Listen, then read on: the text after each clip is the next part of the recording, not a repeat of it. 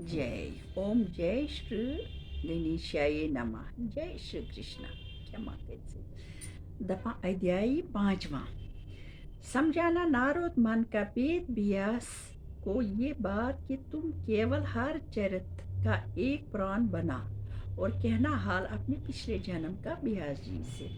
नारद मन ने ब्यास जी को चिंता में देख कर कहा कि इस समय तुम बड़े सोच में दिखलाई देते हो।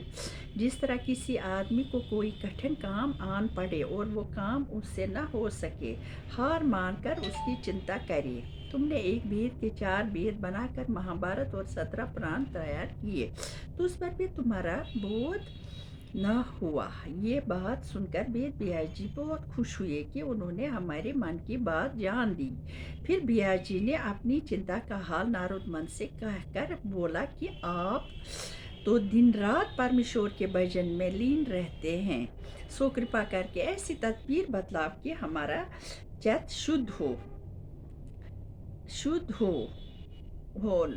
ये बात सुनकर नारद मन बोले कि ए व्यास जी, जिस तरह तुमने महाभारत और 17 पुराणों में परमेश्वर का गुना तो बाद थोड़ा सा लिख कर हाल जगिया और तप और तीर्थ और दान और भरत और नीम और लड़ाई देवताओं और संसारी लोगों का वर्णन किया, इस तरह कोई प्राण निर्मल लीला और जश्न आदि पुरुष भगवान का मन लगाकर नहीं बनाया, इसलिए तुम्हारे चित्त को संतोष नहीं हुआ।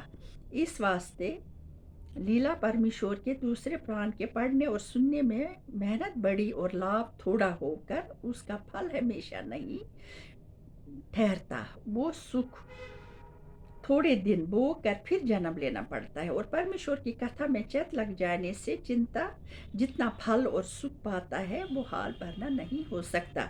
और जिन लोगों को दुनिया में बहुत दर्द और दुख लगा रहता है, वो सब हर रूपी हर कथा सुनने और पढ़ने से छूट जाते हैं। इसलिए जिस पुराण और भजन में परमेश्वर की लीला और नाम लिखा हो, उसको उत्तम समझना चाहिए। जिस तरह नारद मनमानी हवा चलने से अपने मुकाम पर पार पहुँचते हैं, इसी तरह दुनिया के लोग परमेश्वर का भजन और आचरण करने से दुनिया में वांछित फल पाकर मनवांछित फल पाकर मरने के पीछे भवसागर पार उतर जाते हैं।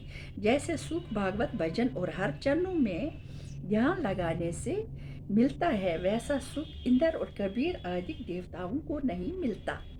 इसलिए आदमी को उचित है कि अपने मन में संतोष रखकर हर नाम लेना चाहिए, बिना किसी मतलब के परमेश्वर का भजन और आचरण किया करे।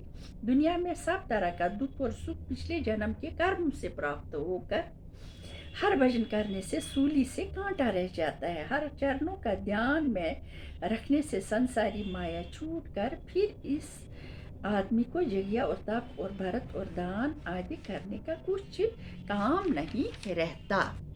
लोग हर वक्त न रखकर केवल यज्ञ और तप और भरत और तीर्थ करते हैं, वो आवागुण से राहत नहीं होते।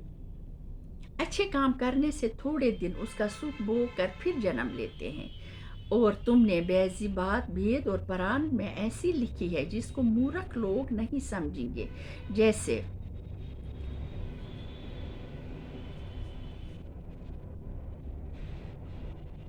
जय हो, जय से जय।